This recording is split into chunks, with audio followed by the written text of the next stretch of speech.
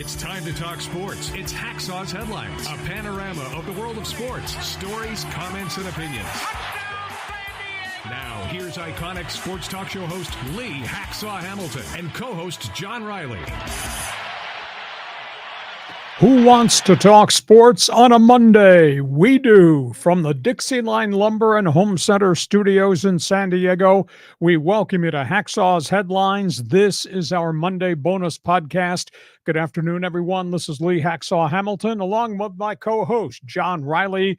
We are ready to talk sports with you, and we're going to go a lot of different directions on a very busy Monday bonus podcast. This podcast is brought to you by DIXIELINE Lumber and Home Centers, 9 stores in San Diego to serve you. You got projects in the home, in the office, out on the patio, think DIXIELINE Lumber. And by North County Eye Centers, Poway and Escondido. I don't care where you live in San Diego County. They are offering you free eye exams right now and a discount on your frames, on your glasses. Give them a call. We use them. We were pleased. You're going to need help with your eyes. Think North County Eye Center, Poway and Escondido. John Riley, good afternoon. Coming off a great sports weekend. Glad to see you standing after your busy weekend. I was so fatigued. There was so much to cover and do on Sunday. I almost passed out, but recharged the batteries. Monday bonus podcast about to begin. Yeah, here we are. You know, I went to the Del Mar races over the weekend, had a great time with the family, but let's dig in. I mean, we've got a lot of great stuff here, including the British Open. Full disclosure, I saw that bad hat you were wearing. That was an ugly hat. Hey, a couple pieces of business. X marks the spot. We think we have solved our problems with X and Twitter. We are broadcasting now, not only on YouTube channel, but back on Twitter as well as Facebook. So hope you'll stay with us for that. X marks the spot. You're on social media. Look at you. I know you're on social media. I want you to join my social media team. I want you to follow me on X, aka Twitter. Just go to Hacksaw1090. Hacksaw1090. Hit follow.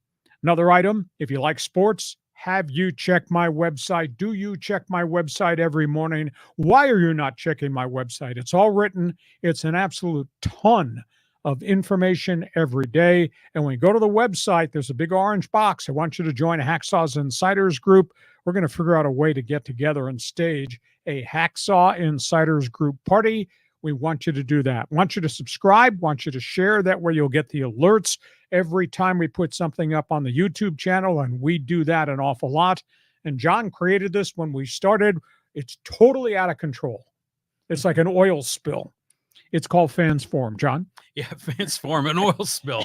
That's exactly what it is. So yeah, if you want to, be part of, Fans Forum, you got a question or comment for Lee, just type in your comment or question in the live chat on Facebook, YouTube, or Twitter, and we'll get you involved in Fans Forum. Okay, let's get started. Topics on the table. We're going to go a lot of different directions. I'm going to challenge you to get into Fans Forum with each of these different topics.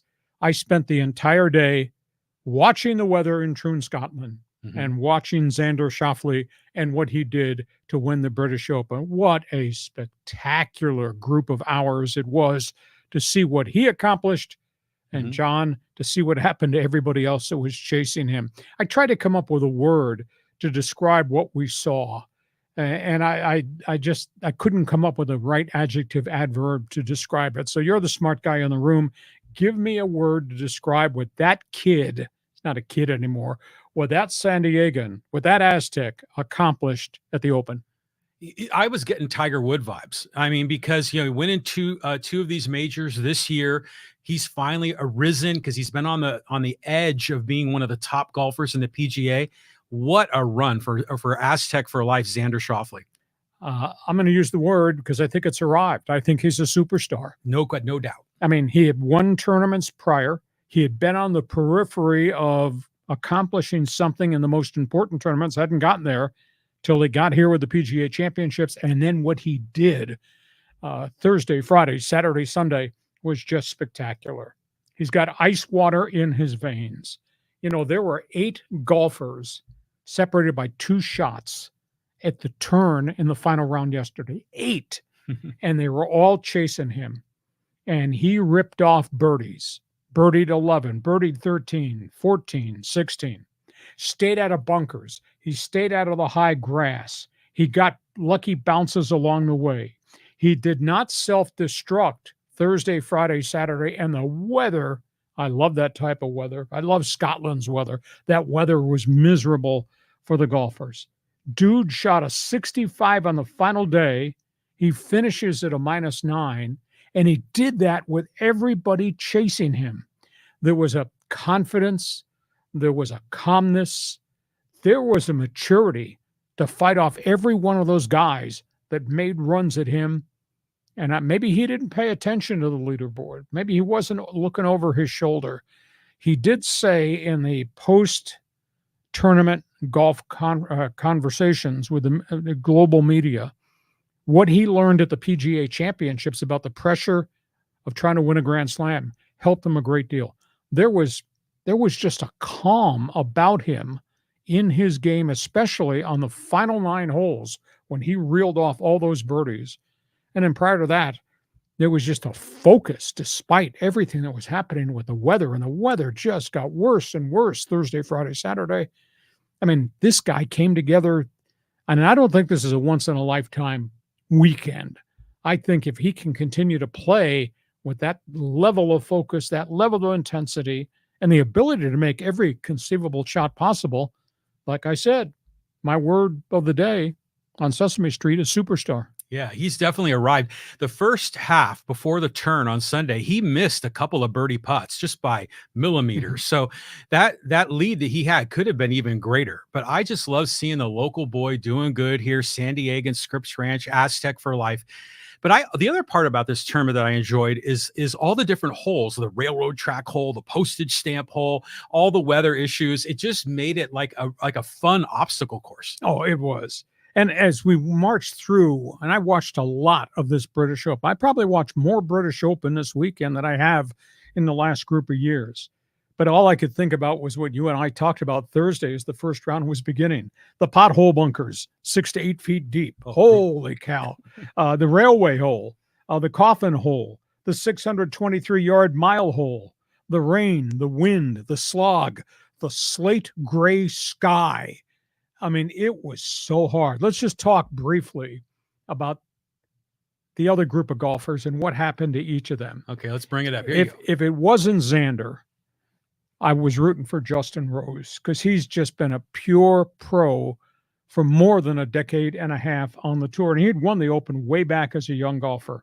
He had only 3 bogeys in his first 54 holes. And think about, he was fighting the elements like everybody else with 3 bogeys in 54 holes. Now, in the middle of Sunday's round, he hit about a 6-hole stretch where his game kind of got away from him. Some of the shots weren't good. He missed a few putts, and that kind of knocked him down the board, and it eventually kind of sealed his fate that he wasn't going to be able to win the tournament. He did rally back and wind up in second place. Billy Horschel, best major of his life. He had the lead.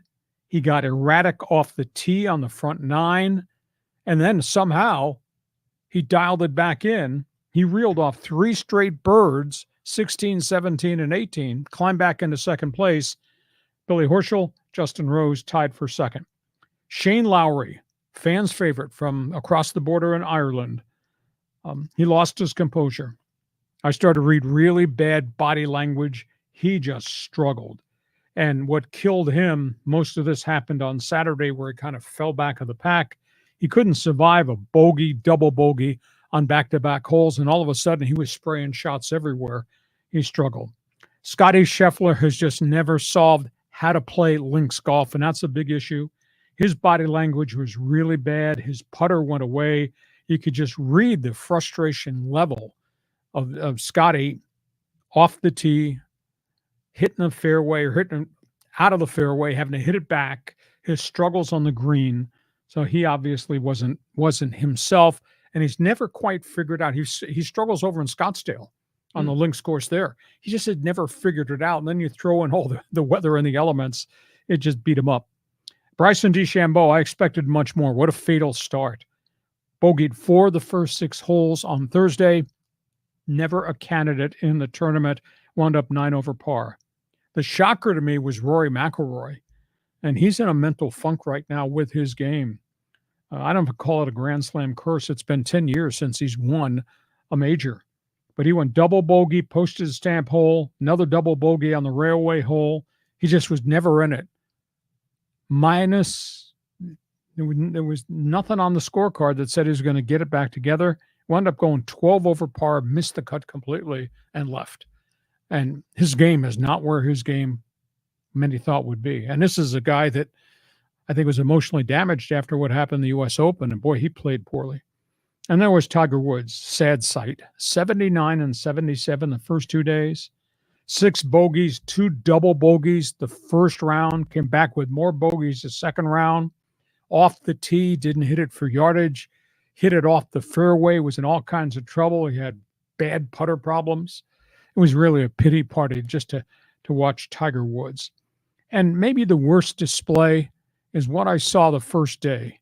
John Daly. Remember him once upon a time was a hot guy, and now he's grossly overweight, and he's got this big beard, and he smokes and he drinks. Shot an 82 on the first day and started the second round and quit. You know, I understand he won and he's eligible for up till age 60 because he's won a major. What an embarrassment to golf. It's just not the way he dresses. He dresses like a billboard and a jerk, but just the way he conducts himself. And I've interviewed him a couple of times. I just kind of got turned off by the whole persona. You know, he's got his sticks, he's got his smokes, and he likes his suds.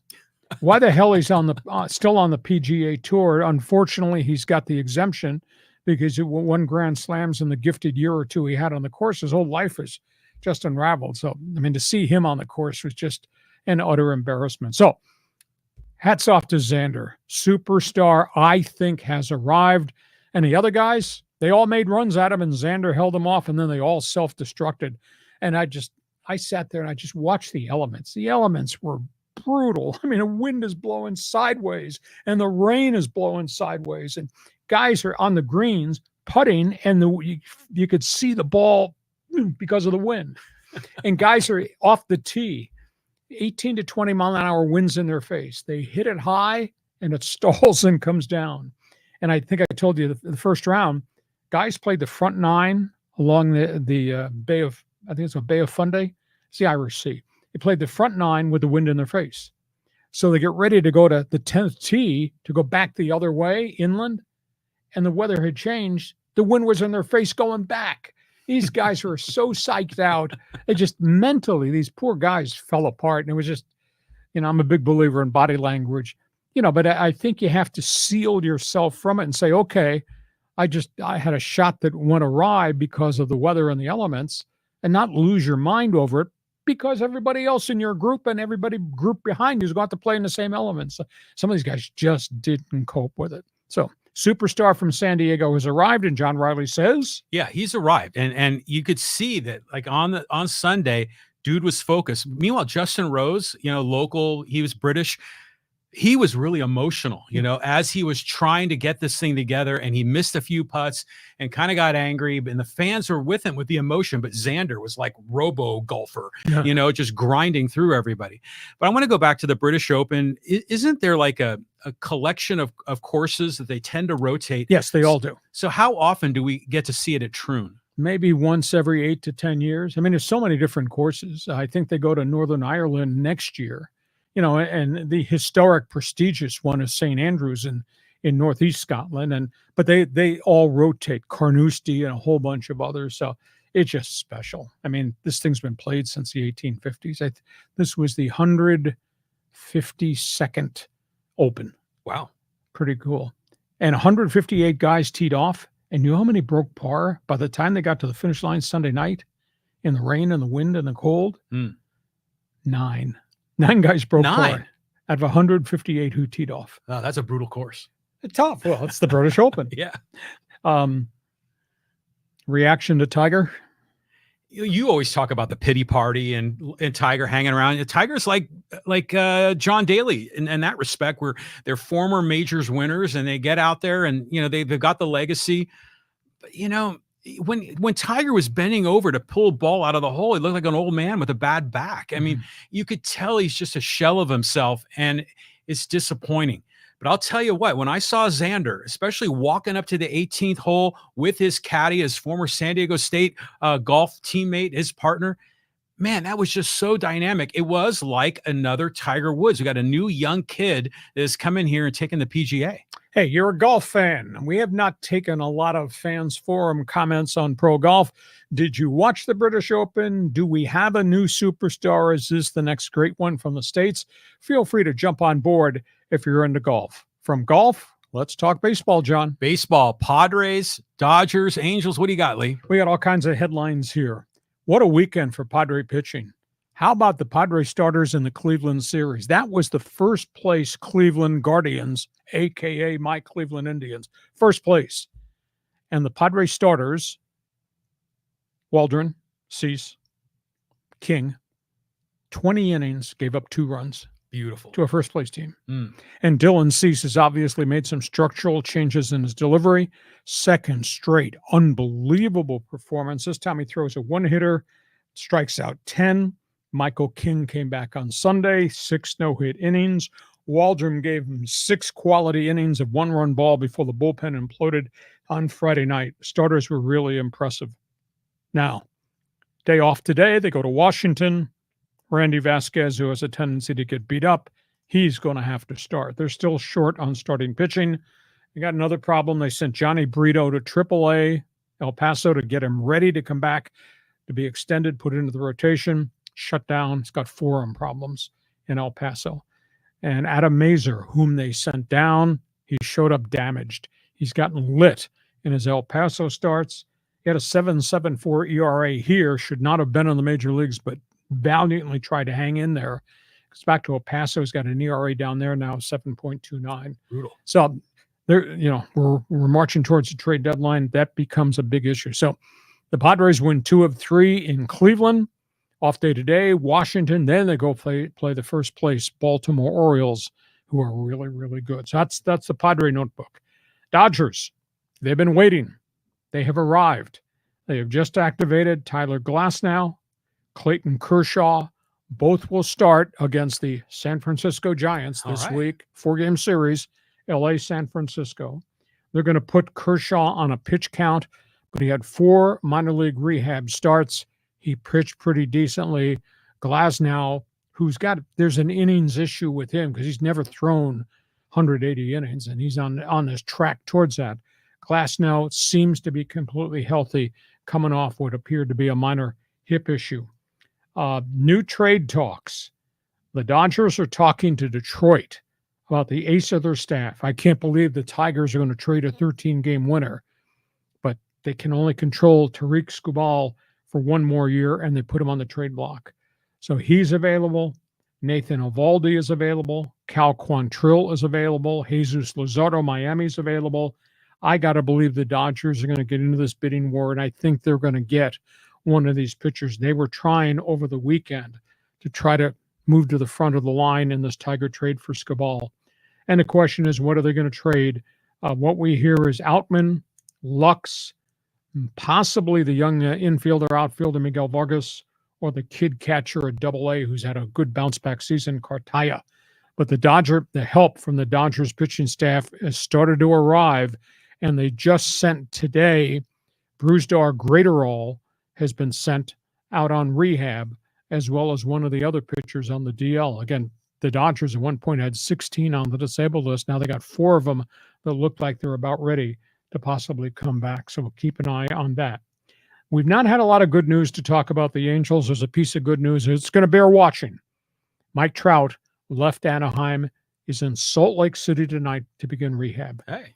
He's been running. This is after this extended knee meniscus scope surgery, running, taking dry swings, then in a cage at Angel Stadium. He's going to play at least 3 games, if not 4, in Salt Lake City. He could be back when the Halos in the lineup on Thursday. Keep an eye on that. And I don't know why they did this. Every time the Angels have an opportunity to get a player that might upgrade, they always go shopping at the Dollar General store. They just signed Johnny Cueto to a free agent contract. Cueto had been in the Texas farm system on extended rehab, never got called up, so he opted out. And, once upon a time, That was a hell of a starting pitcher for the Cincinnati Reds and the San Francisco Giants. Career record 114 and 101, but he's just not the same guy. Instead of trying to do something in terms of a trade to get another quality arm, they go to Dollar General store and sign Johnny Cueto. He's at Salt Lake City, too. So those are the news and notes about the local teams. You want to talk about the Padres, Dodger Blue, Halos? Go ahead. That Padre, 2 out of 3 in Cleveland. I mean, that's an accomplishment. They're the best record in MLB, don't they? Yeah, but the division's pretty weak, and they've been doing it. They've been doing it with great pitching, and they do have a lot of young arms, and they're winning 2-1, 1-0, 3-1 games. Did not happen. Obviously, this week, the Padres starters shut them down. Yeah, I mean, I love this King. I mean, he's turning out to be better than I expected. Bulldog. Yeah, in the trade with the Yankees. And Cueto, remember, you were down on Cueto a few weeks ago, but boy, has he turned it around. I told you, don't worry about him. He's going to get it right. They changed his mechanics. Oh, you're talking about Cease, not Johnny Cueto. Pardon me. Cease. Mea culpa, yeah, mea maxima culpa. It's another 5-letter word that starts with a C. But Dylan Cease, I mean, I'm telling you, he looks so sharp. Dialed in. And then Waldron, fantastic. But Musgrove is not going to be for like another week. Darvish, nobody knows. I mean, there's still a lot of question marks. And then people are talking about maybe we should trade Ha-seong Kim, but who's going to want to trade for him to get 2 months worth of a guy that's hitting, like around 230? Unless you're going to trade to sign him. Anything's possible. Mm-hmm. Granted, he's not had the statistical season this year that the All-Star season he had a year ago, but I still think he's really a gifted player. But to get something in the trade market, you're going to have to turn around and you're going to have to give something. And if it's not going to be a hot prospect in the farm system, then it's got to be a proven major leaguer. So who knows? I'm not saying they have to trade Kim or Campusano, the other name that I'd mentioned, but you're going to have to give up something of quality to get the right pitcher. Yeah. Well, they will have to give up some quality to get what they need, but they don't have a lot of assets to deal with. But I'm also intrigued by Xander Bogaerts coming back. He's been hitting pretty well. And so imagine if Tatis and Bogaerts become the old Tatis and Bogaerts and they come back. But Tatis is still like late August, right? Yeah. I mean, he's not even running. They did a second MRI. And the inflammation and the fluid buildup has dissipated. It's gone away. However, there are still signs of the stress fracture reaction in the bone area, which means he can't do any heavy-duty baseball stuff until there's a healing in that bone area.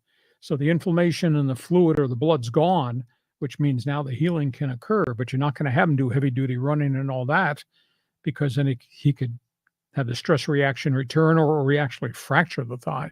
So I think we're talking end of August before, and I have no confidence right now about Musgrove because all he's done is just throw fastballs in the bullpen, and that's not the same as ramping up the pitch, max effort on a start on a Thursday. So I think we're a ways away from that, and nobody's talking about the significance of Darvish. So AJ's got to he's going to have to find some pitching along the way. And Johnny Cueto to Anaheim. You kidding me? I agree with you. When he was with the Reds, he was terrific. Yeah. And he was good, but not great with the Giants. But when I think of Johnny Cueto, I always think of Mark Grant. Because Mark Grant would always talk about how Cueto was innovative and he'd be like Louis Tiant sometimes. The deliveries. And do the flamingo stance and all these different things. And Mark Grant was always saying, oh, if I had to do it all over again, I would have tried some of that, shtick, some of this uniqueness to try to create some deception. But Cueto's hanging around. When he's right, he's good. Well, hadn't been right in a long time because he did have arm problems. But like I said, 114 wins, 101 losses. I mean, he was dynamic. He was Yu Darvish before Yu Darvish in terms of release points. And is it coming over the top? Is it coming from the side? Is it a sidestep delivery? I mean, he was really different. One other baseball note here. Got some late breaking stories this morning. Yeah, here we go. Braves, Red Sox, and Rangers. If Atlanta's not had enough injuries that would sink them, now they got this. Ozzie Albies fractured his wrist, second baseman last night. Gone at least 8 weeks, probably into the end of September, early October. And he's kind of a catalyst. He's kind of a glue type guy. And they've had so many injuries there with Acuna, with Michael Hill losing the ace Strider. The catcher, Sean Murphy, was hurt. Olsen was hurt. then they're still in first place. But I mean, that's a tough blow there. Red Sox don't like to see this. They've had a really good middle third of the season, had a very young team, started really badly, have played much, much better baseball in the last couple of months. They lose Kenley Jansen again, irregular heartbeat surfaces again. He's had this problem dating back to when he was the Dodgers. He had to go to the hospital to have a jolt to get his heartbeat regulated again. And it's got to do with blood pressure, and it may have some other issues there. But so he's in a little bit of shutdown mode right now. And in Texas, it looks like they're going to be in fire sale mode with pitching pretty quickly. Max Scherzer's been shut down again. He's got discomfort in his forearm, and he's got shoulder fatigue. And he's been on the DL twice this year with different assorted arm injuries. So that's not good there. So that's the latest breaking news in baseball. You know, when I think of Ozzy Albies, I remember going to Petco, Padres, Braves. Albies, this little itty bitty second baseman, was batting cleanup.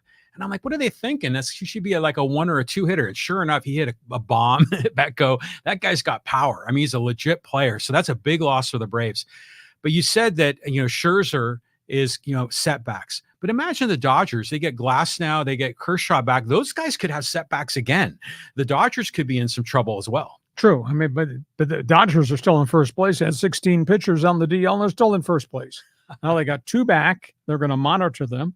They may get 2 more back. They just activated Joe Kelly yesterday.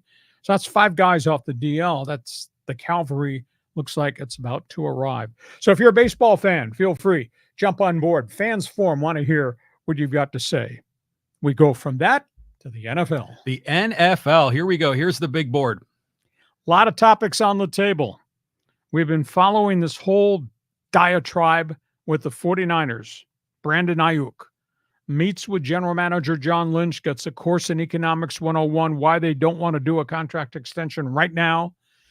A week ago, he said, that's fine with me. We'll play this entire season. A week later, when we got to the weekend, he was on social media. I have demanded to be traded. I don't want to be here, etc. New England has surfaced, and the Patriots are willing to make an offer to get Brandon Ayuk. They're willing to trade a number 1 pick. Knowing how bad the Patriots are, that number 1 pick's going to be pretty high.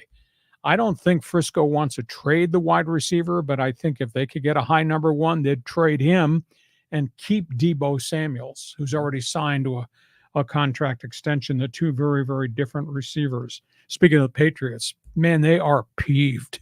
They're opening training camp, and they've named Jacoby Brissett, the journeyman, as the starting quarterback rather than North Carolina rookie Drake May, who is, the 3rd pick in the draft. Boston media just banging on him. And they're saying, we want somebody to run this offense with this new coaching staff, and we'll develop this quarterback. And then today, columnist wrote, this might be the worst modern offense in NFL history. They have no game breakers in Boston with the Patriots. So Patriots are having a really tough time.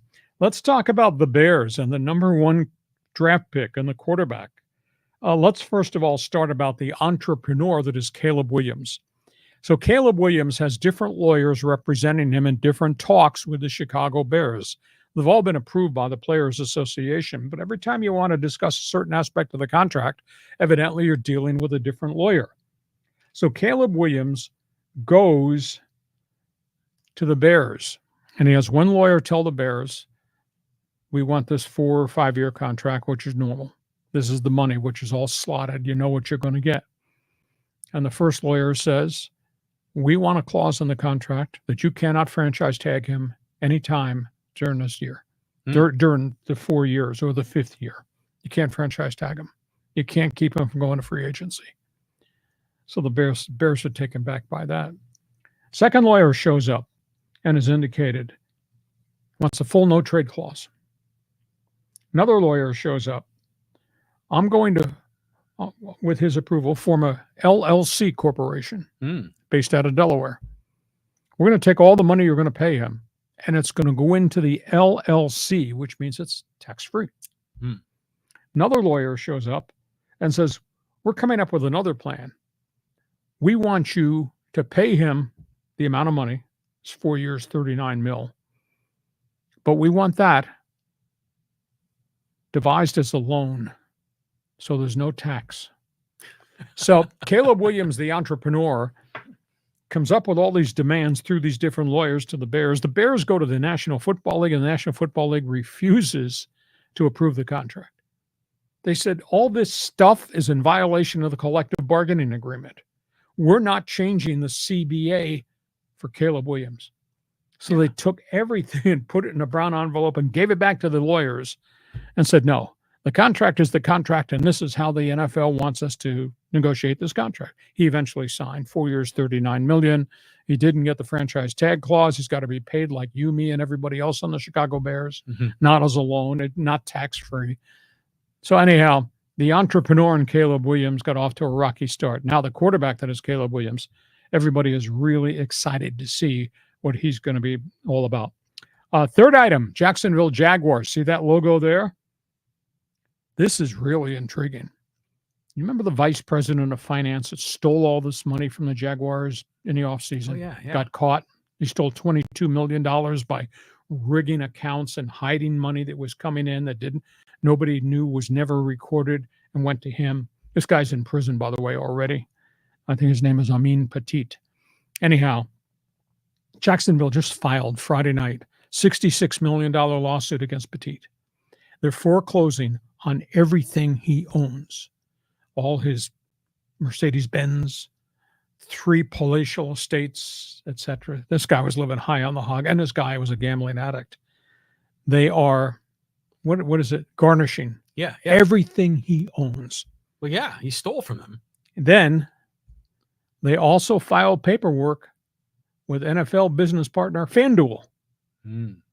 They're demanding FanDuel give back all $22 million that this vice president gambled and lost. Oh, fat chance of that. Said that was ill-gotten money that you got from a guy who stole it from us.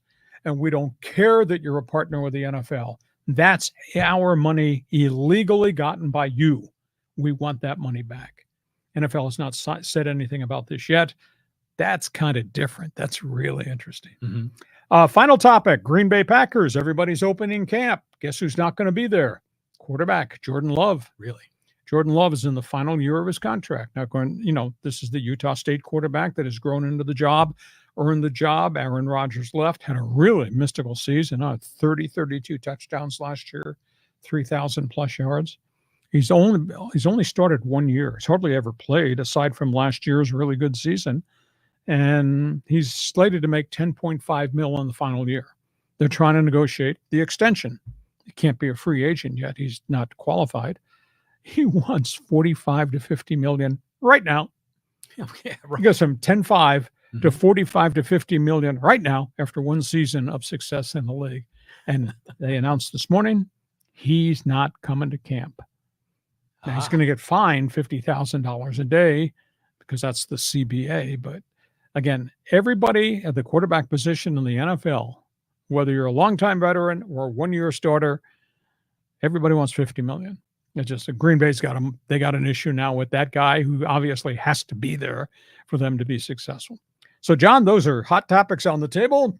Go ahead. Talk about Caleb Williams. You know, you went to law school. You didn't cut class that day. But talk about Caleb Williams, Jordan Love, etc. Well, Caleb Williams, I mean, I love the innovative ideas. Oh, you're a capitalist. But, yeah, God. But it's like Shohei Ohtani has kind of destroyed this whole contract thing about all these innovative ways to move money around. Now, by the way, if you set up an LLC, it's still not tax-free. It's just structured to minimize taxes. Right. It's not zero taxes. But, you know, it is a collective bargaining agreement. There's not much you can do there. The Ayuk situation in San Francisco, you know, if he doesn't want to be there, the Niners should trade him. And if you can get a number one and you know, something else for him, I would do that in a heartbeat if I were, the Niners. Well, the only thing is Debo keeps getting hurt. So if you're choosing Debo Samuel, multi-position guy, who's already signed, but you can't keep him on the field because he can't handle 17 games. And you got Ayuk, who's had this unbelievable breakout season last year. I thought Samuel would have been traded by this point, which would then allow him to take Debo's money and give it to Ayuk. But Ayuk has just become a diva. He's like the wind that keeps changing. He says one thing on Monday and it feels different by Friday. And Frisco's got an issue now. And then you remember, we talked about this last week. They do have to re-sign Brock Purdy, and that's going to be a pro quarterback contract. Hey, I saw a video on Instagram of Jerry Rice's son catching balls. Brendan. Yes. I mean, is he legit? Is he like a real deal? Or? He's in the Chargers camp. He's going to have to prove he can do it. Oh, he's a Charger. Yes. Yeah, he was a late pick. Okay. No, Jerry Rice was furious that his kid was on the board to 5th round, 6th round, etc. But he's in the right situation. They need wide receivers, so he's going to get his chance in his preseason games to see how he does. Right on. So that's where we are as it relates to pro football. A couple of college football notes. This is tough. Yeah, Fresno State, Utah State. There's so many coaches that are moving around here. Yeah, all the veteran coaches in the Mountain West Conference are gone. Started with Brady Hoke walking away before the end of last season, announcing his, quote, retirement. Wyoming's coach, who'd done a great job without a lot of resources, he left Laramie to retire.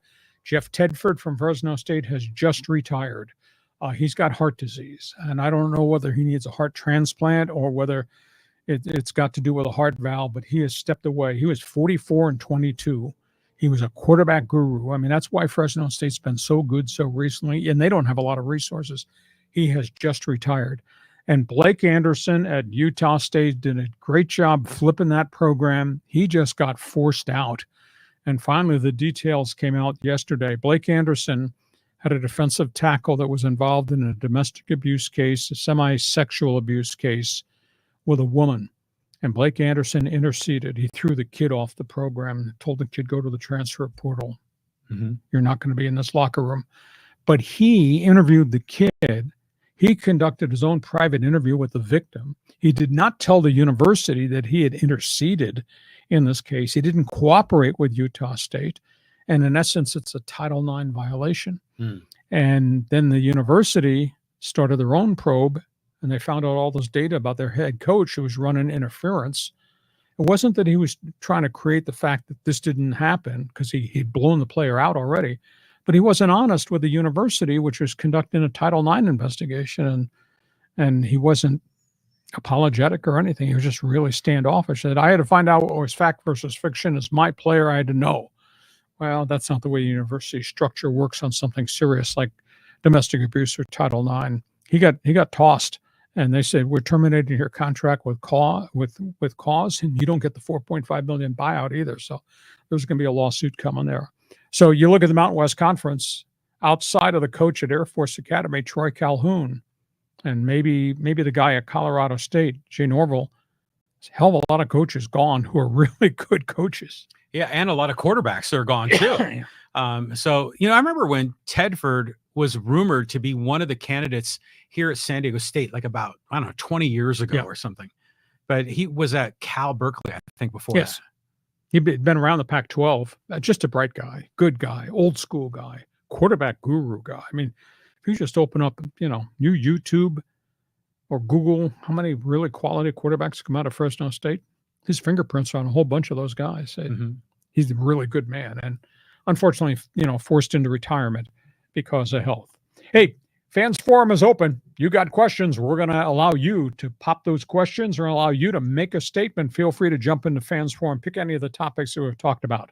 We get to halftime. This podcast is brought to you by North County Eye Center of Poway and Escondido.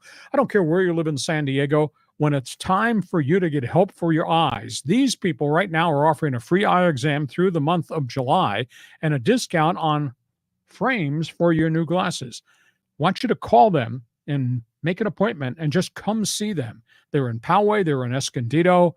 These are special people. They took care of me, did a great job. I invite you to sample what they have to offer. 11 different eye specialists there on their roster. North County Eye Center, Poway and Escondido. Give them a call and tell them Hacksaw sent me in.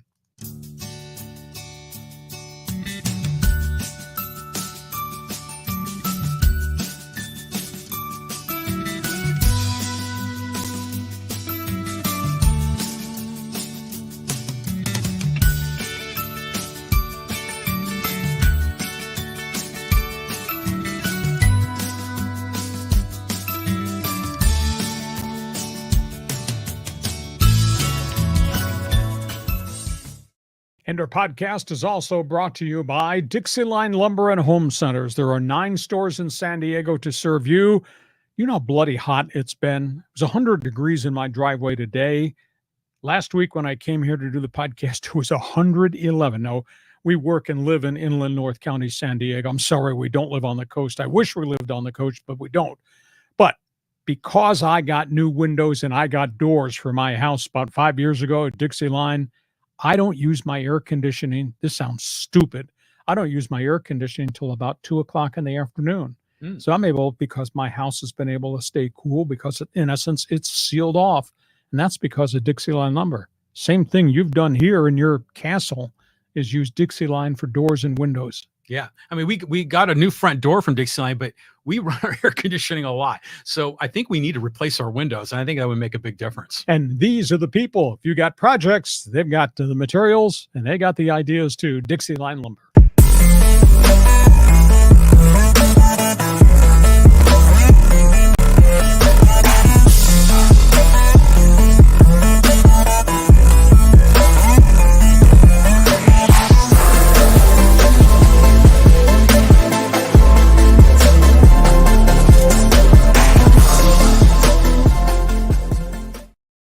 Second half, couple of business items. X marks the spot.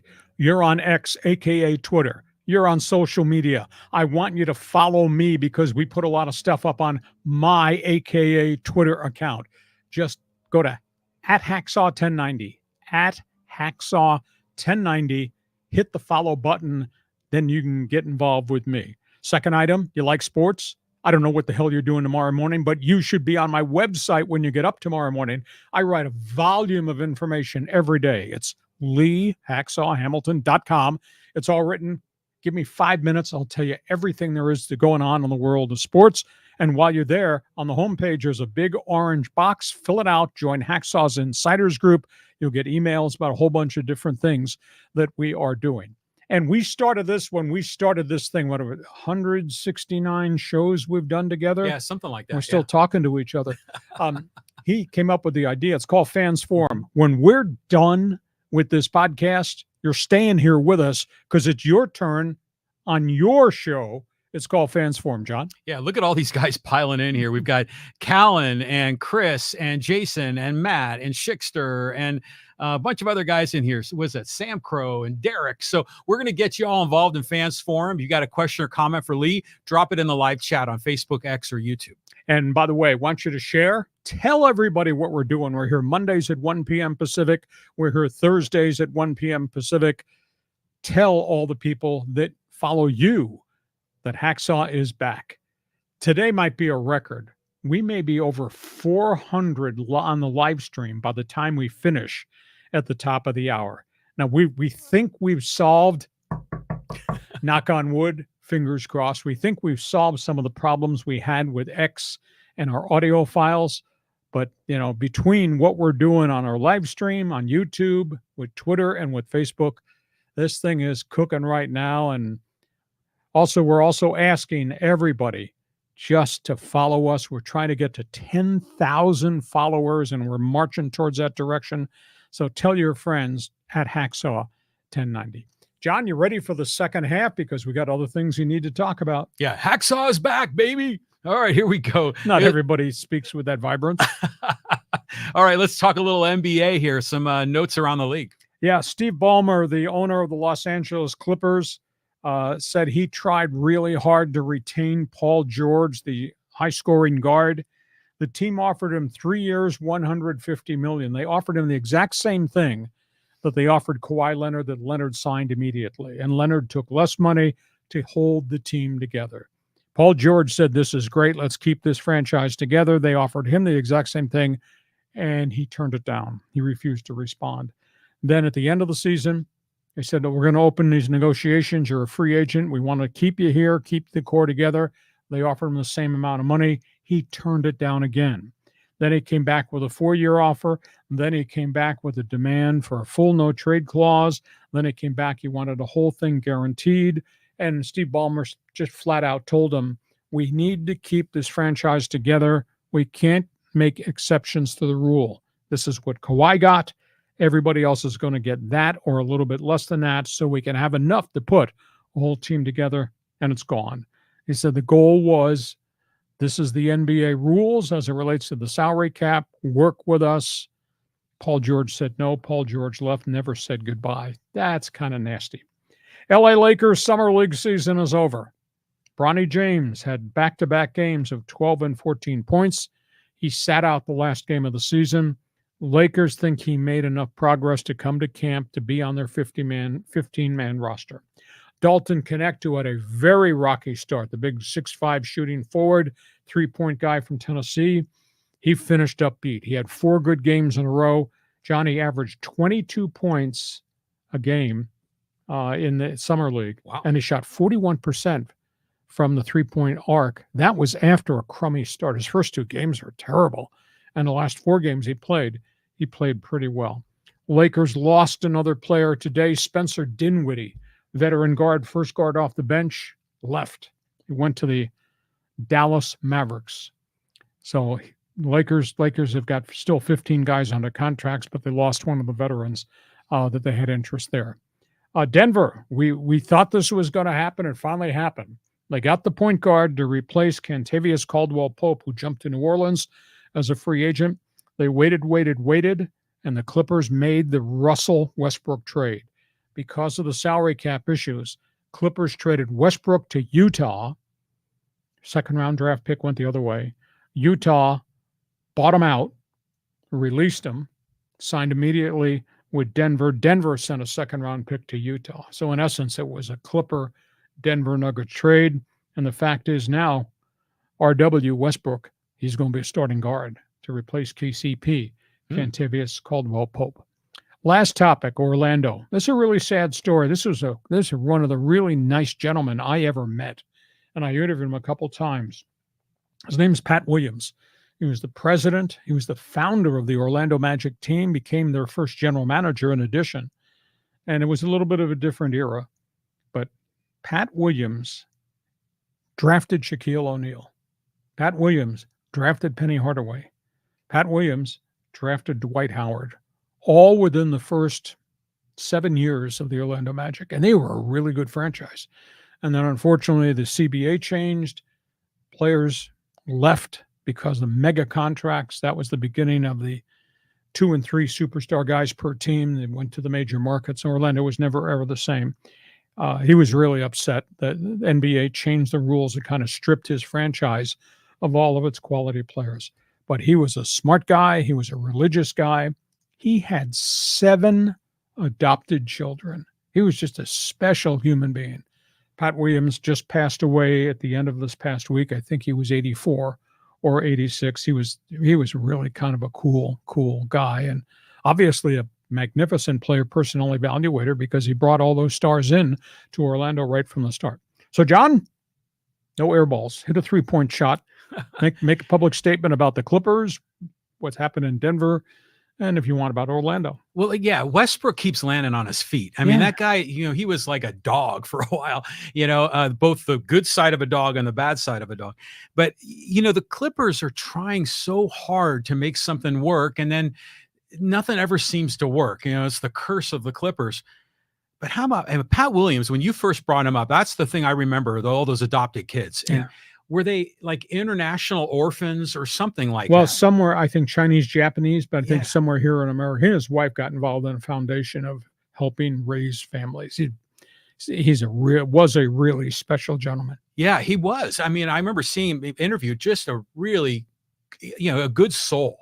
Yep. So what a shame. But, remember back when Orlando had Magic, or had Shaquille and Penny? I mean, that was a pretty good team back in the 90s. Yeah, and then he added Dwight Howard, a young Dwight Howard. It was a really dominant Dwight Howard at that point in time. Rules changed. Franchise fell upon hard times. Have never come back. I like remember the little Penny commercials? Yeah. Yeah, those were pretty cool. I enjoyed that. Lakers, I mean, I like seeing Knecht turn into something. I wasn't sure what to think of him. Terrific that he's turned out to be a great shooter. The whole, Bronny James thing is continuing to be nepotism. I don't know what to think there. I am fired up for Keyshawn Johnson with the Heat. I think he's doing terrific.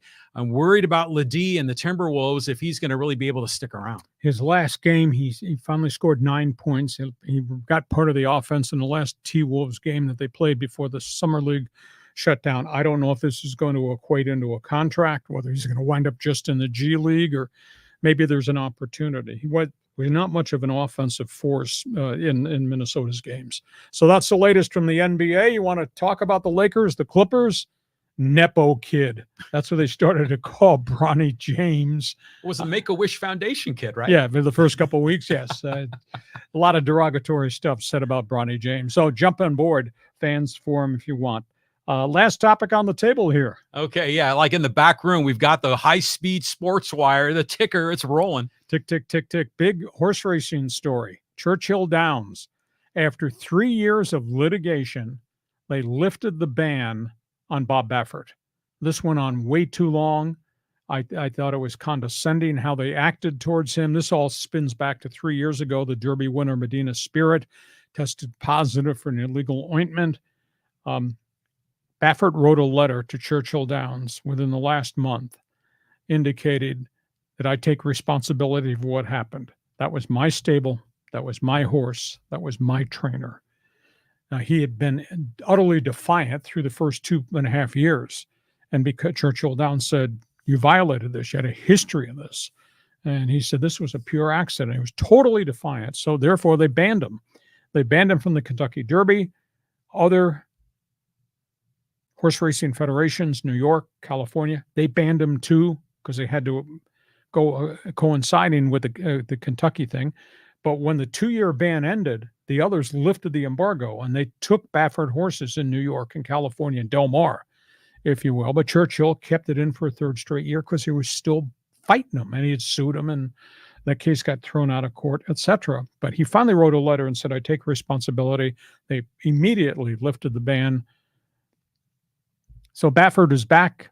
All his horses will now be available to run in the Triple Crown races starting at Churchill Downs next spring and obviously have been continued to run. So that's a big item. Formula One racing. Man, is there controversy. Hungarian Grand Prix. There is huge controversy what happened on Sunday. Team McLaren finishes 1 and 2 in the race. Over the final 15 laps, they got on the headset with their top driver, Lando Norris, who has really had a good second half of the season. And they pleaded with him to give up the lead. His teammate, Oscar Piastris, was in second place. Lando was in first, and they pleaded for 15 laps. We want you to drop from 1 to 2. Let Oscar pass you. Let him win the race. And Norris kept arguing with him. What they wanted was they wanted Lando Norris to drop to second place. He'd pick up prize money, pick up driver points. They wanted Lando to block Lewis Hamilton, who they thought was going to try to make a run to the lead. Well, Lando's got all this experience, and he successfully blocked Sir Lewis and Team Mercedes from making the pass. They were afraid if Norris won the race and Oscar dropped into second place because he was so inexperienced, and Oscar was not going to be able to hold Lewis Hamilton off. Instead, finally, with more than a lap to go, Lando Norris agreed to pull over, let Oscar go by, pull back in. He blocked Lewis Hamilton. They're fixing a race. Is that not some violation of an F1 rule? They're fixing the race, even though McLaren finished 1-2. See, to me, it seems like they're fixing the race. And it wouldn't be a Sunday if we weren't talking about Team Red Bull and Max Verstappen. And speaking of people who are really unhappy, they are really upset at Team Red Bull. This is going to wind up in divorce court. You might even see it on your TV, Judge Judy or whoever that is. Verstappen spent the entire race screaming obscenities at everybody in the pit. He just wasn't running very well. The car setup wasn't good. They don't seem to have the horsepower. He's gone 3 straight weeks now without a win. And this is a guy who had won 16 races out of the first 18. Team Red Bull had just owned the whole F1 series. And evidently, there's just been terrible fallout last night and into today, that just all the junk that was coming out of his mouth. And F1 officials hear all that because they monitor all the communications. They said it was unconscionable that this guy would conduct his business this way. We might be talking about one of the legends of F1 leaving Team Red Bull with all of its resources and all of its success for the last 3 years. That's the reason Lewis Hamilton and Team Mercedes has fallen off the face of the earth, is because of Team Red Bull. And this guy's totally out of control in the cockpit, in the car on race day. And they said the stuff he said to his pit crew, to his engineers, and then about ownership as he was struggling in 5th place and just never able to get back in the race, just abominable. So divorce court, baby. Does that show run at 4:30 in the afternoon here in San Diego? I think it might. I don't know. Anyhow, John, topics on the table. You want to talk horse racing, auto racing? Go ahead. Well, the whole bit about auto racing, it reminds me of the Tour de France, where you kind of have the team block the other guys so your Lance Armstrong or whomever can win the thing. But Verstappen's won too damn much. I like seeing new names in this thing. Going back to the Churchill Downs bit, to your point, Bob Baffert absolutely should be back in horse racing. But I just got a comment. I took the family to the Del Mar races over the weekend. Opening day was terrific. You were the one with the bad hat, right? I was the one with the bad hat, the big wide brim hat. But it was interesting is when we walked in, there were people protesting against horse racing. Horses have died on the track, yada, yada. And then there's other protesters there that are supporting horse racing because, they're part of the industry. But we got there. It was kind of a weird vibe on opening day. There was nobody in the infield. They said it was sold out, but there were a lot of empty seats. Some of the kiosks where you could bet electronically with your voucher weren't working. So it was kind of a rocky day at Del Mar, but it was, by the way, you were saying like it was really cool there because of the nice ocean breeze. Yeah, it was 94 degrees in my driveway on Saturday at noon. I said, I'm done with this. So I went to Del Mar Beach and I sat out there at a restaurant and drank and watched stuff on TV. And it was, how it could be 94 inland North County and 71 in Marine Layer in Del Mar is beyond me. That's San Diego weather for you. Oh, microclimate. Yeah.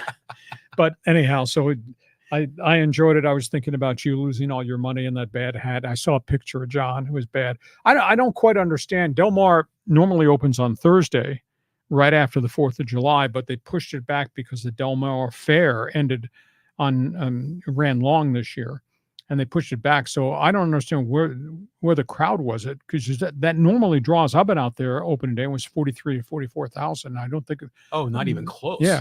So I was kind of surprised at that. Now maybe off-track betting has changed some things in terms of the turnout, but still a great place. They've done a phenomenal job. I understand about the protesters, but they have done a phenomenal job in terms of their track and the maintenance of the track when they went from the artificial surface back to dirt and how they maintain it. Because they had one really bad summer. I think they had 18 or 21 horses died in one summer slate.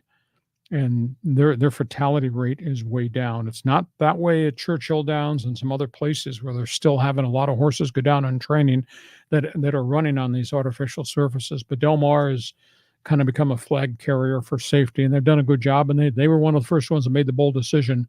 We're ripping up this artificial surface, and we're going back to dirt or clay, and this is how we're going to manicure it, how we're going to treat it, how we're going to water it, etc. So historically, it's great. And the Breeders' Cup is coming back in November. And that's a signature event in horse racing. That's the aftermath of all the Triple Crown races. And they would not be coming back if they did not have great respect for everything that the Thoroughbred Club has done there at Del Mar. Yeah, I mean, it's a special place, Del Mar. Yeah. I remember my father-in-law was saying, back in the day that it was Del Mar, Santa Anita, and Hollywood Park were the three classic horse racing tracks in California. And I grew up in Northern California. Yeah, Golden Gate. We had Golden Gate. I would live kind of near Bay Meadows, but that was sort of like a minor league, if I recall. Yeah, and most of those are gone now. Oh yeah, absolutely. Yeah, the industry's gone through some really bad, challenging times. But Del Mar is a crown jewel. If you've never been to Del Mar, you don't have to go on Saturday when there's a mob scene. Go Friday or go. The people Sunday. Watching on opening day was unbelievable. And it's not necessarily just women with these crazy hats, but it's just women and men that are dressed up for this event. And it was people watching par excellence that day. That was the highlight for me.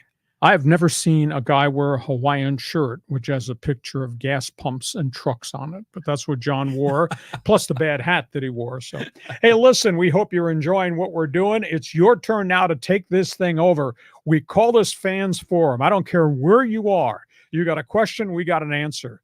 We're letting you be part of this podcast every Monday, every Thursday by going into the chat box and firing some opinions or asking some questions. This podcast is brought to you by DIXIELINE Lumber and Home Centers, 9 locations in San Diego to serve you. You got projects you need to deal with. Our best friends at DIXIELINE, and by North County Eye Center, offering free eye exams through the month of July.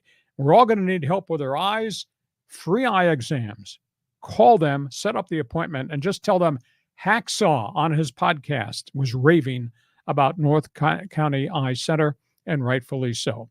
John, these are your best friends. I don't know if they wear bad Hawaiian shirts and bad hats to Del Mar, but go ahead. Okay. Pick some guests. Okay, let's get Callan in here to kick us off. Afternoon, gents. Hey, Lee, are you surprised by how many players in the NHL have jumped ship to play in Europe or in the KHL? This must be from the old Canada Network line out of Western Canada.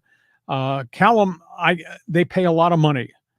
To me, and I've asked this question of NHL people and actually San Diego goal people, why would a player go play there? Just because of the uncertainty of how they treat Americans. But the hockey players are paid tremendously well to go to the KHL. The level of competition is nowhere near the National Hockey League. A lot of these guys are journeyman guys. There's not a lot of stars that go to play there.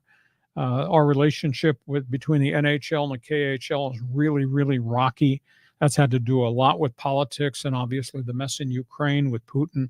But they evidently feel very safe over there. And it's a monster big league. Obviously, CSK Moscow, Moscow Dynamo, St. Petersburg, they're all some of the best franchises there. There's one in Finland that's part of that league. There's one in China that's part of that league. Young guys come out of there and get drafted by the NHL, and then older veterans from here go back there.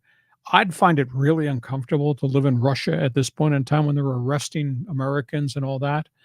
But the players evidently, it must be a safe haven for them because there have been a fair number of guys that have signed with the different clubs in the KHL. Well, after the whole Brittany Griner mess, Sure. I mean, I wouldn't want to go to Russia to play. I mean, you don't know what the hell could happen. The elite leagues are in Finland, in Sweden.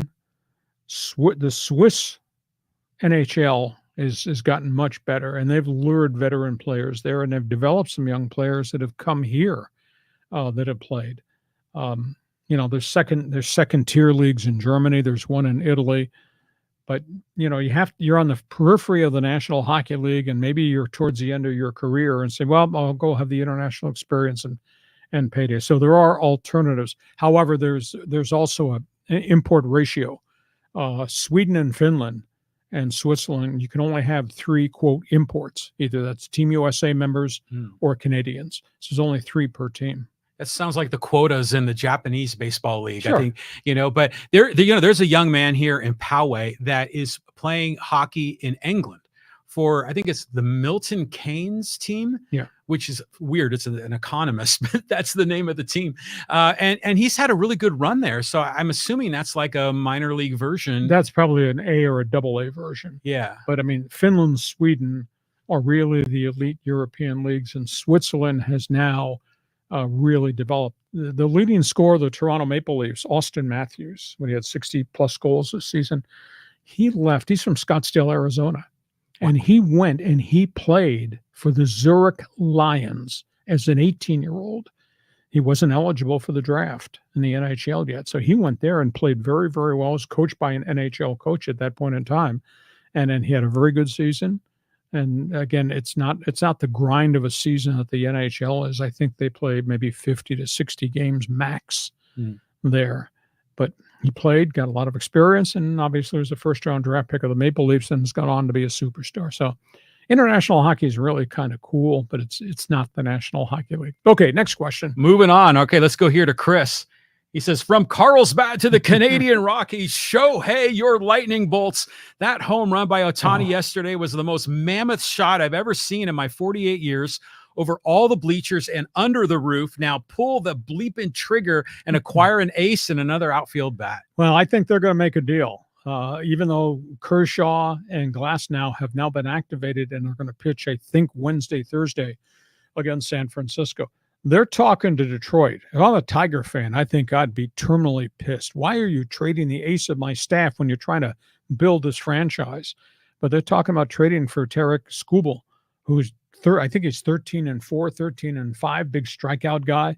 But evidently they don't think they can re-sign him. So, and the Ohtani home run. I mean, he launched that sucker into right center field, and that thing just kept going up and up, and it went over the first section in the right field stands, went over the second section, and it hit.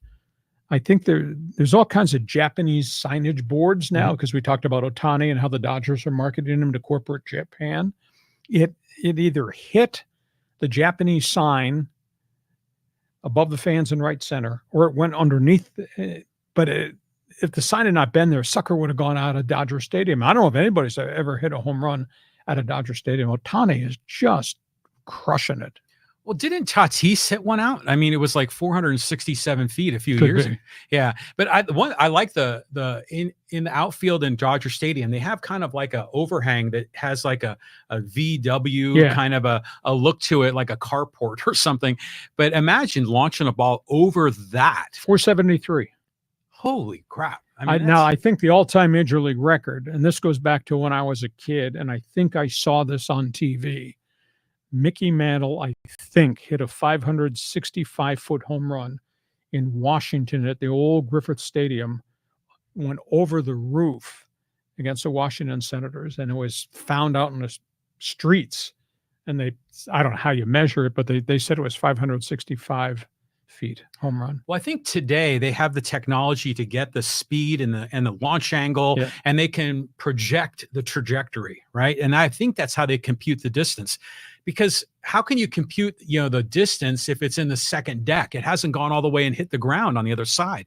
But maybe when Mantle did it, maybe that's how they measured it. Either that, the common joke was actually a 2.5-mile home run because it landed in the backseat of a taxi cab and a guy was delivering somebody there. Okay, thank you for the comment. Go ahead, next question. Okay, let's talk a little golf here with Jason. He goes, I agree about Daly. His act is blah. Yeah, it is. I mean, like, I interviewed him twice, and I was just kind of turned off. And it was at that point, he was a young golfer, had won Grand Slam events, and that's why he's still out there in these majors, and he's always at the bottom of the leaderboard. And he either disqualifies himself or he drops out. He's got his sticks, he's got his smokes, he's got his suds.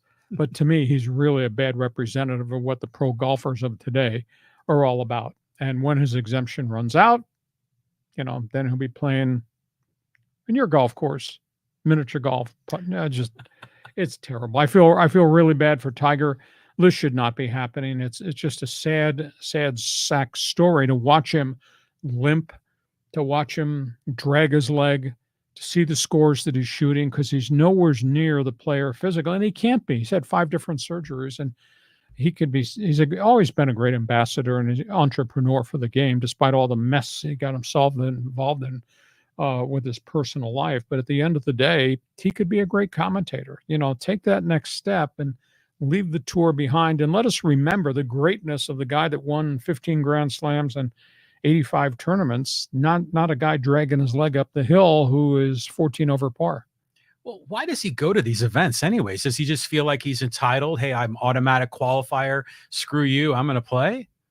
Yeah. For some reason, he holds hope that he's going to be able to find it. But if you can't practice a lot just because of the back and the legs, then how can you play on this tour against Xander? Well, I will say this with John Daly, when he first appeared on the scene, it was really entertaining and it was fun. But, Jason's right. It's a bad act now because he went down deep into that rabbit hole of being that guy. And now he's sponsored by, what is it, Loudmouth, I think, with these outrageous outfits on the golf course.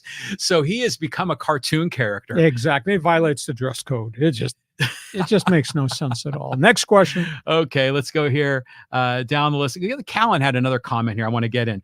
Dodgers DFA James Paxton. Seems like a good ad for the Friars. We'll see what AJ does, I suppose. Well, Paxton's got what?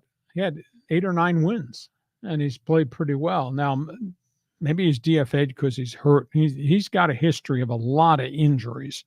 So I'll be intrigued to see that maybe he winds up on the disabled list. But he's been hurt a lot, but yet he competes, he scraps. And like I say, I think he's either got 8 or last night he pitched against the Red Sox and hung in there for a while. But maybe he winds up on somebody's disabled list. Yeah, he's always been kind of a broken down guy. You know? Seattle, Boston. And yet there were flashes. He pitched pretty well. He was, at one point, he was 5-0 out of the gate with the Dodgers, but he was giving up walks and he was, had men on base all the time. Wow. Yeah, I mean, Paxton, I'm surprised that the Dodgers signed him in the first place. Let's go back down here. Derek had a comment about the Bears. He goes, the Bears better hope Williams is as diligent with the playbook as he is with figuring out his contract. Yeah, the entrepreneur, I was kind of stunned. And, I kept getting bits and fragments of what these lawyers were proposing. And I said, this isn't right. Nobody's ever done this before. Of course, now we talk about Ohtani and the deferred payments, etc. But in the NFL came back and said, no, you can't change the collective bargaining agreement. This is the language. You can have incentive bonuses, and your contract is 4 years with a 5th-year option. We're not putting in loans, and we're not putting in all this other creative financing. He's a good player. And I'll tell you, Chicago, I think, and we're going to talk about the NFL a lot more now that camps are rolling. Chicago did a lot to add talent around him. I mean, they got Keenan Allen. That's a big time route runner. And they've got a really good tight end. They're 3 deep at running back. And then they drafted Odunze from the University of Washington. So the Bears offensively are going to be what the Bears haven't been offensively ever since I can ever remember. They were a Super Bowl team, but that was the monster of the Midway's defense. Mike Singletary and Mike Ditka and all that. This is going to be a dynamic offensive team. And I think Williams is a hell of a student of the game. And they're going to build an offense with guys who can run and sprint draw running backs. And then Williams may run the ball some too. So it's going to be fascinating to see what happens in Chicago. Well, back in the 80s, they had sweetness, right? They had Peyton there, Jim McMahon. I mean, that offense was all right. I mean, it wasn't, It was Walter Payton. Oh, yeah. Okay. It was Payton. He was fantastic. But the Bears have not been anything since 1985, right? I don't think the Bears ever had a 3,000-yard passing quarterback? I don't think so. Oh, I doubt it. No. I mean, as a young kid growing up, their quarterback was Billy Wade. And then their quarterback was a left-handed Bobby Douglas. Good luck with pass completions and that. And then obviously McMahon was a dynamic firebrand leader, but it was still Walter Payton's offense, sandwiched or wrapped around it. Just a phenomenally great, might have been the greatest Super Bowl defense of all time, the Fridge and Singletary and Dave Durson and all those guys. Chicago's just never had any quarterbacks. So now they got a quarterback. It bears watching. I think they're going to be a fun team to follow. The Bears bear watching. The Bears. Okay. Next topic. Okay, let's go to David. Talk a little Olympics. He says, hey, are you going to be covering the Paris Olympics? John Hacksaw, what's your favorite Olympic sport to watch? I'm a big track and field guy, especially the Summer Olympics. I just love to see the American sprinters. And we've got some great female speed queens, and we got great sprinters. I love the relay teams. So I like track and field. When they had the Olympics here in '84 in LA, I was working in Phoenix at that time. I came over and I got to see the Brazilian volleyball team. Unbelievable. And I had not really been exposed to much volleyball. I was really impressed. And I got to see some great track and field events at the LA Coliseum and all that. It's so much fun to watch. The time difference is going to make it kind of hard in Paris because a lot of these events will have already been run. So you're not going to see everything live that you'd like to see. But I like that. I'm a huge winter guy. And of course, I came from snow country, so I'd love to see the bobsleds. And obviously, I'd love to see the ski jump. So, I mean, those guys, you talk about courageous coming off the slopes. Wow. So I like the Olympics. I don't like the money in the Olympics. I don't like the politics of the Olympics. And that won't go away.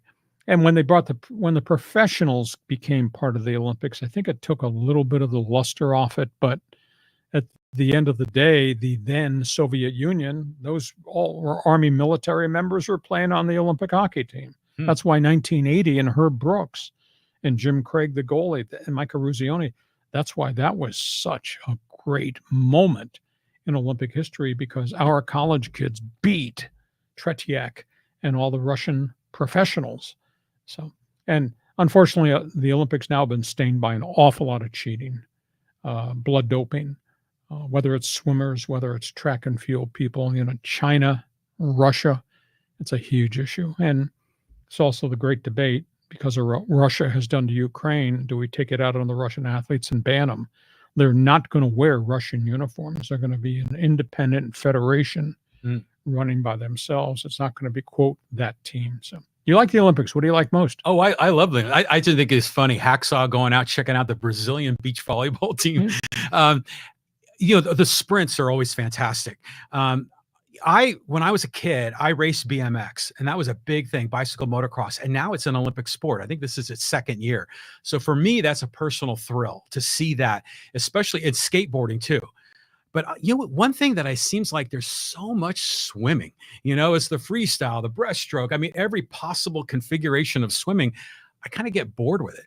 But I don't have a problem with the pros playing. I mean, what's your take on Team USA? They almost lost to South Sudan. Well, South Sudan has a couple of NBA players there, and they caught them on a bad night. And I don't think Steve Kerr and those guys walked in there with the focus that we got a big game here. And that was their Olympic matchup for the South Sudanese. But they do have athletes, and they've got some NBA guys who are kind of part of that whole mix. Mm-hmm. So I was a little surprised. But I don't know, to have the pros. Playing the NBA championship and raising the trophy is what it's all about. And you're all making mega money.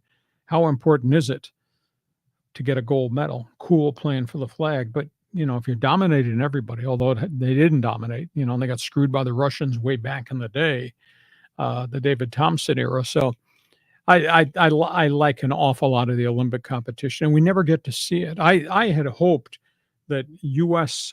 track and field, because of the success we've had with our sprinters, would take off as an entity in the non-Olympic years. And yet the outside of the events in Eugene, Oregon, which is a fabulous facility at the University of Oregon, track and field just seems to be stagnated. It's just not grown. And maybe there's not enough money in there to lure all the great athletes.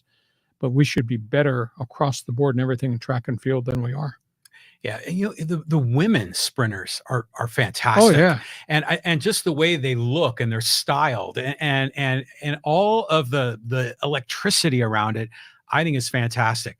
Usain Bolt, when did he retire? I mean, it's been out of the Olympics for a few times. Well, yeah, 8 years ago maybe. Yeah, and I think Jamaica's probably going to still have some good sprinters. Oh, sure, yeah. It was a big story. I think it was in the New York Times about all of our American distance runners train in Flagstaff now to train in the high altitude. Hey, that makes sense. And those guys, the great distance runners globally, they train in South Africa because of distances, because of altitude, et cetera. The Kenyans, I mean, a phenomenal number of great runners. And they all train at altitude, and then America has just kind of caught up to it. This is what we should be doing. What's that race? The steeplechase, where they have to jump over water? Yeah, hurdles and water, and yeah, exactly. That's kind of a funky one. Different. All right, yeah, the Olympics, I think the opening ceremonies are Thursday in Paris, so that'll be an interesting couple of weeks run. Right on. Move on.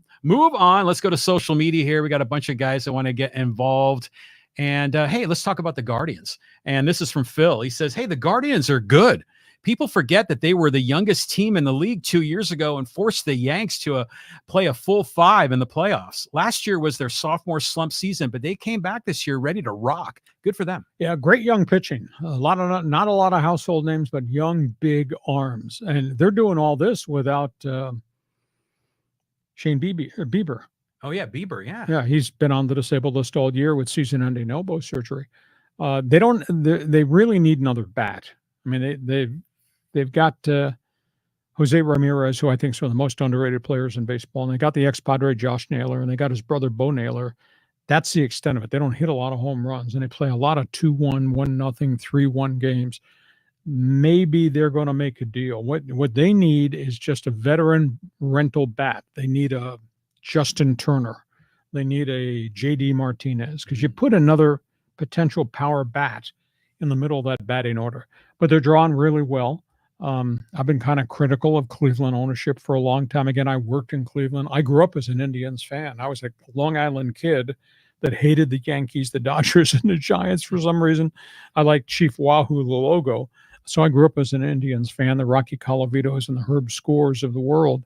But their ownership has turned what I think is a potential great regional franchise into a small franchise because they don't have a big payroll. I went crazy Friday night. I know you were getting dressed to go to the track on Saturday. You didn't see my 6:30 sports package on KUSI. I did a commentary on the Padres losing to Cleveland. I went crazy Friday night because the Padres gave up 6 runs in the 8th inning. The $161 million Padre payroll lost to a Cleveland team. You know what their payroll was Friday night at first pitch? $57 million. Really? Yeah. They lost to a $57 million team. Now, Cleveland organizationally is great.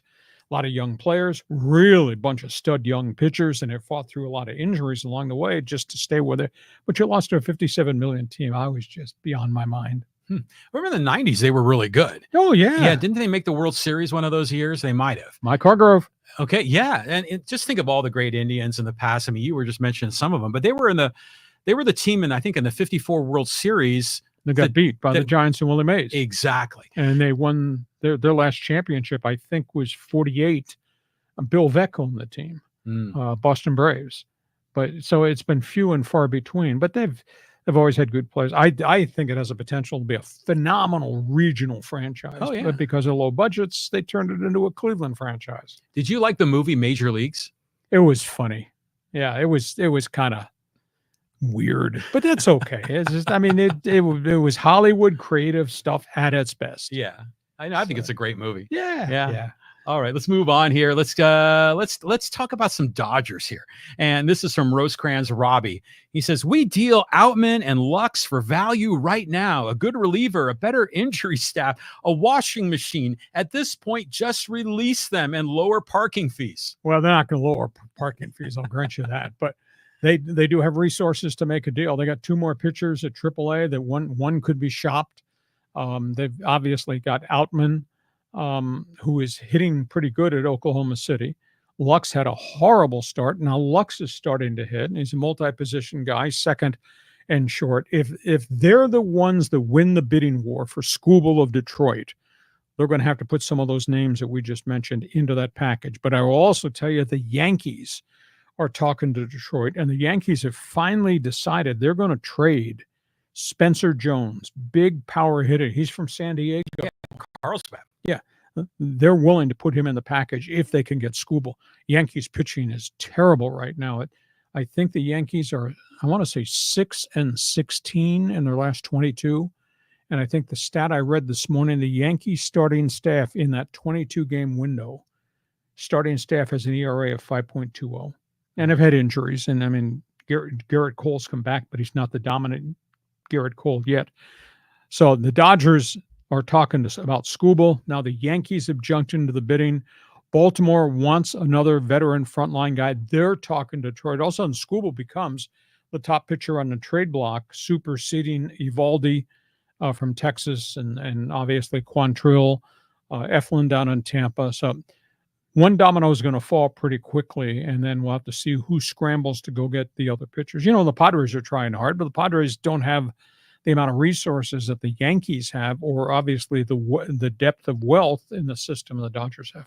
I have always loved this time of the year. Oh, trade deadline. The trade deadline stuff in Major League Baseball is fantastic. And some teams, they can really jockey and put themselves in a great position. But what happened to Outman and Lux? I mean, Outman still has a future, but is Lux washed up since that Lux injury? had the major knee injury, and he missed more than a year. And he just hasn't come back and been the same player. But he was a hitting machine. When he marched through the Dodgers system, he got there. Now, maybe he's out of position. Maybe he's more second baseman than he is shortstop. And, of course, they moved Mookie Betts to shortstop, and now he's had this catastrophic injury with a fractured hand, and they don't know whether he's going to be back in September yet. So, but guys get hurt, and sometimes it takes them a long time to come back. I mean, the fact that Lux has hit everywhere he's always played leads me to believe he'll hit again. He's starting to hit better after that point where he's hitting 111, first couple months of the Dodgers season. That was a brutal knee injury, by the way. That was 2 spring trainings ago. And it was a fluke. It was against the Padres. Yeah. Just spikes caught. And I mean, I saw it. It was in between second and third, wasn't it? Yeah. Running the bases. Okay, let's move on. Let's go Chargers here from Matt. He says, hey, Lee, we have a top 5 quarterback, a top 5 O-line, and a top 5 pass rush group. Just watch. Awful optimistic. It's awful early, Matt. You have a top 5 quarterback. I do agree. Top 5 offensive line has to prove itself yet. We don't know that yet. Now, they do have 3 number 1 draft picks in that O front. Holes at running back. Help wanted wide receiver. Now, granted, you've got the coach, and he's changing the culture. And we'll just have to see whether all the new parts they brought in, they got rid of 11 starters in the offseason. They do have, there's no doubt they have edge rushers. I mean, they're 4 deep at edge rushers, and they brought Perriman back in. They drafted the kid from Michigan, but they have no experience or no success at defensive tackle. They cut all their tackles. So who's going to be a tough guy up inside? And I still think there's holes in the secondary that they got to address because they ran off a whole bunch of guys in the secondary. So it's work in progress. I would think, Matt, a year from this afternoon, we're doing this podcast, unless John gets deported or arrested. A year from this afternoon, they're going to be a much better team. But they've got to go through this massive shift, seismic shift. Coordinators, playbook, culture. That does not happen overnight real quick. And they got so many holes. I mean, if you were telling me Harbaugh, Justin Herbert, Austin Eckler, Keenan Allen, Mike Williams, I'd say, damn right. AFC championship possible team. Those guys are all gone. And they still have to prove the toughness on defense. So that's one man's opinion, but usually my one man's opinion's right on. And John Riley says, well, what about Gus Edwards? Because he's injury prone, right? Heavy duty coming off knee surgery. J.K. Dobbins, very vibrant guy, kind of like Eckler. He's coming off an Achilles. And he was out on the open market for a long time. The only reason he got a job here is because the general manager, Joe Hickson, came from Baltimore. Yeah. There you go. But if Edwards gets hurt again, I mean, they don't really have a power running guy, do they? Not a power guy to be in the power mode that Harbaugh wants to run the bloody football all the time. I mean, they do have Isaiah Spiller, who's a third-year guy. You see little flashes, but he's never been given much of an opportunity. If somebody gets hurt, he's going to get that opportunity. But to me, there's too many unanswered questions with the opening of the Charger camp. Veterans show up on Tuesday night. First practice is on Wednesday. So we'll be talking a lot more NFL as we march through the next couple of weeks. So, my private hope is that Justin Herbert will go 17-0 one of these years, and that Gene Spanos will go 0-17. But that's the way I feel. Yeah. That doesn't make any sense. We have all these new viewers who've never heard that sales pitch. All right. Let's squeeze in one more here. Got an Aztec comment, and this is from King Zoa. He goes, that's disrespectful at the number 8 prediction in the Mountain West. But I don't trust any of the quarterbacks personally. If they could stay big in the trenches and keep their ground game explosive, they have a chance to be in the top 5. Clean piece of paper at San Diego State. New coach. I understand the media not knowing who Sean Lewis is. I know what that guy accomplished. What he did at Colorado before the injury set in. What he did for 2 years at Kent State, which is like being on the moon. And for him to flip that thing with as many skilled people as he did. And prior to that, what he did at Bowling Green, what he did at Syracuse with quarterbacks and receivers. This is going to be fun to watch. So I'm a Sean Lewis backer. But a lot of new pieces. I mean, I'm trying to think. My numbers are so confusing right now. I want to say they wound up with 34 transfers coming in the door. They wound up losing. There's 42 who transferred out. They got an awful lot of transfers on the offense, and that takes time. This offense is really different. It's going to be Aztec fast. I call it Air Aztec. They're going to run snaps every 8 seconds. They're going to throw the ball. They're going to run sprint draws out of it. But there's so many new components there. It's going to take time to see. I mean, and the whole offensive line's been rebuilt with guys from other places. They have more transfers on offense than they do on defense. They do have younger guys on defense that are going to start with a bunch of big body transfers. So work in progress, but I believe in that guy's playbook, and I nobody else seems to have paid very much attention. All you need to do is Google Sean Lewis, Kent State, and watch what he did formation-wise and how many plays there. He had over 6,000 yards in offense. John, you know how many snaps that is to get over 6,600 all-purpose yards running and receiving in a 12-game schedule at Kent State. And he did it back-to-back seasons with different quarterbacks. Wow. I mean, that's like having all 500-yard games, you know, all season long. You know, I'm intrigued by Sean Lewis. I'm curious. I'm hopeful for the Aztecs. But the Mountain West, I think I read somewhere there's 8 new head coaches, 8 new starting quarterbacks. So it could be a wide open field. Yeah, wide open. They have a really colorful schedule. I mean, they're playing some big-time teams here, and they get Oregon State and Washington State come here as part of this Pac-2 alignment where the Cougars and the Beavers are going to play everybody in the conference. That's how they filled their schedule when the Pac-12 fell apart. So, I mean, they're going to get Oregon State, Washington State here, which I think will be fun games to watch. But I think this is a really bright light coach. So you can go on the message boards, tell them Hacksaw believes San Diego State's going to be really good in football. All right, listen, hope you have enjoyed what we brought your way. We're here Mondays at 1 p.m. with bonus coverage, Thursdays at 1 p.m. Pacific with our regular coverage. Thanks for joining us. Thank you for participating. This podcast brought to you by DIXIELINE Lumber and Home Centers, 9 stores to serve you, and North County Eye Center with free eye exams. Call them, and tell them Hacksaw sent me in to set up an appointment. John, you're not going to wear that hat. Well, you ought to wear that hat and that freaking Hawaiian shirt on here on Thursday so everybody could see what the hell you wore and embarrassed yourself. No, I mean, at least I didn't have like those. You see the hat the women's wear at Del Mar? Oh, They're unbelievable. With the fruit and the vegetables and the Carmen Miranda style. Oh, some of them are enormous hats. I don't know how in the hell they walk around. I don't know. Yours was pretty much off the charts, too. Have yourself a great day. We'll see you come Thursday. Right on, Lee. Looking forward to it. And thanks for being with us. Love having you here. Hope you're enjoying our weekly podcast, Hacksaw's Headlines. Join us again for Hacksaw's Headlines on YouTube, Facebook, and Twitter. And find the audio version on your favorite podcast apps. For more content, go to LeeHacksawHamilton.com.